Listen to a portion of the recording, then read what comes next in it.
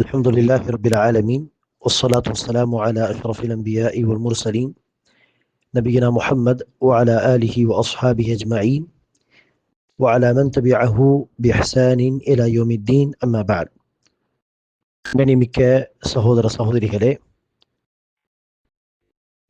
சொர்க்கத்தை பற்றியும் சொர்க்கவாசிகளை பற்றியும் குர்ஆனில் ஹதீஸில் வந்த விஷயங்களை நாம் படிப்படியாக தெரிந்து கொண்டு வருகிறோம். அல்லாஹ் சுப்ஹானஹு வ தஆலா நம் அனைவருக்கும் அல்லாஹ் சுப்ஹானஹு வ தஆலா உருவாக்கி வைத்திருக்கக்கூடிய அந்த சொர்க்கங்களிலே நிரந்தரமாக வசிக்கும் பாக்கியசாலிகளாக அல்லாஹ் நம்மை ஆக்கிருள்வானாக. கண்ணியமிக்க சகோதர சகோதரிகளே, இன்றைய இந்த பதிவில் நாம் சொர்க்கத்தின் ஒரு நியமத்தை குறித்து பார்க்க போகிறோம். அதுதான் சொர்க்கத்தில் உள்ள சில மரங்கள். அல்லாஹ் சுப்ஹானஹு வ தஆலா சொர்க்கத்திற்காக பயன்படுத்தக்கூடிய வார்த்தையே ஜன்னா. ஜன்னா என்று சொன்னாலே தோட்டம். தோட்டம் என்கிற வார்த்தை தான் அல்லாஹ் சுப்ஹானஹு வ தஆலா சொர்க்கத்துக்காக வேண்டி பயன்படுத்துகிறான். குறிப்பாக இந்த பாலைவனங்களில் இருக்கக்கூடிய மக்களுக்கு தோட்டம் என்று சொன்னால் அது மிகப்பெரிய நியமத். அதே நேரத்தில் மரங்கள், செடி கொடிகள், ஆறு போன்ற விஷயங்களை பார்க்கக்கூடிய மக்களாக இருந்தாலும் கூட அவர்களுக்கும் தோட்டம், பசுமை, ஆறு போன்ற விஷயங்கள் பிடிக்கத்தான் செய்யும். மரங்களை அடிக்கடி பார்க்கிறார்கள், ஆறை அடிக்கடி பார்க்கிறார்கள் என்கிற அடிப்படையில் அதை வெறுத்து விட மாட்டார்கள். மாறாக அது யாராக இருந்தாலும் சரி, தோட்டம், ஆறுகள் போன்ற விஷயங்கள் அவர்களுக்கு ஒரு பெரிய நியமத்தாக தான் இருக்கும். ஆகவே சொர்க்கத்துக்காக அல்லாஹ் பயன்படுத்தக்கூடிய வார்த்தையே ஜன்ன. ஜன்னத்துன் என்று சொன்னால் தோட்டம் என்ற அர்த்தம். தோட்டம் என்பது மரங்களை கொண்ட ஒரு பகுதி. அந்த அடிப்படையில் தோட்டம், மரங்கள் அதுவே மிகப்பெரிய ஒரு நியமத் என்பதை அடிப்படையாக நாம் உணர வேண்டும். அப்படிப்பட்ட சொர்க்கத்தில் பலவிதமான மரங்கள் இருக்கும். அதில் ஒரு மரத்தை குறித்து நபி ஸல்லல்லாஹு அலைஹி வஸல்லம் அவர்கள் சொல்கிறார்கள், இன்ன ஃபில் ஜன்னதி லஷஜரத்தன் யஸீரு الراكب في ظلها 100 عام. சொர்க்கத்திலே சில மரங்கள் இப்படியும் உண்டு. அந்த மரத்தின் நிழலில் ஒரு சவாரி செய்பவர், ஒரு ஒட்டகத்தின் மீது, குதிரை மீது சவாரி செய்யும் ஒருவர் 100 வருடங்கள் அந்த நிழலில் அவர் பயணம் செய்து போனாலும் அந்த மரத்தின் நிழலை அவரால் கடந்து செல்ல முடியாது. சுப்ஹானல்லாஹ், எவ்வளவு பெரிய மரமாக அது இருக்கும்! அந்த மரத்தின் நிழலில் 100 வருடங்கள் பயணம் செய்தாலும் அந்த நிழலை கடந்து செல்ல முடியாது. இன்னொரு செய்தியிலே ரசூல் சொல்கிறார்கள், லா யக்தஉஹா வதாலிக அல்-ظில்லுல் மம்தூத். வாக்கியா சூராவிலே அல்லாஹ் சுப்ஹானஹு வ தஆலா சொர்க்கத்தின் நியமத்துகளை பட்டியலிடும் பொழுது வظில்லிம் மம்தூத், மிக நீளமான நிழல் என்று அல்லாஹ் சொல்கிறான். நீட்டப்பட்ட நிழல் என்பது அந்த மரத்தை தான் குறிக்கிறது என்பதாக இன்னொரு செய்தியிலே பார்க்கிறோம்.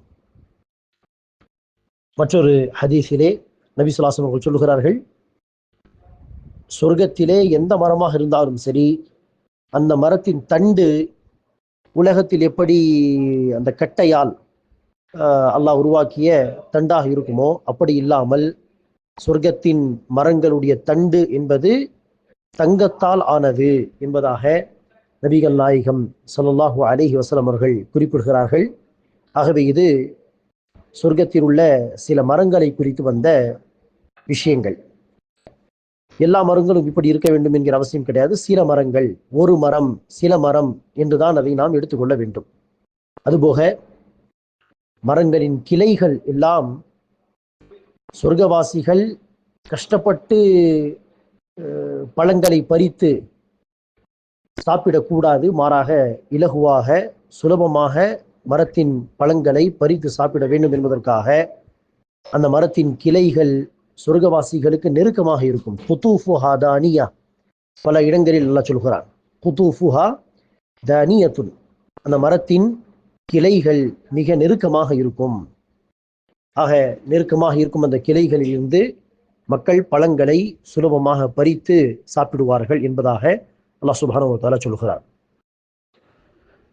மேலும் சொர்க்கவாசிகளுக்கு அல்லாஹ் சுப்ஹானஹு வ தஆலா வழங்கக்கூடிய பழங்களை குறித்து குர்ஆனில் சொல்கிறான், குல்லமா ருஸிகு மின்ஹா மின் ஸமரத்திர் ரிஸ்கன் قالوا هذا الذي رزقنا من قبل وأتوا به متشابها.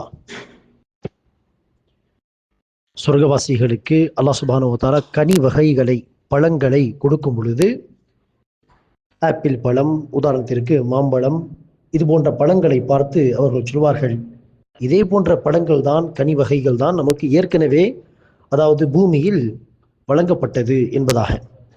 ஆனால் இப்னு அப்பாஸ் ரலியல்லாஹு அன்ஹுமா அவர்கள் தஃப்சீரில் சொல்கிறார்கள், அது பெயர்கள் மாத்திரம்தான்.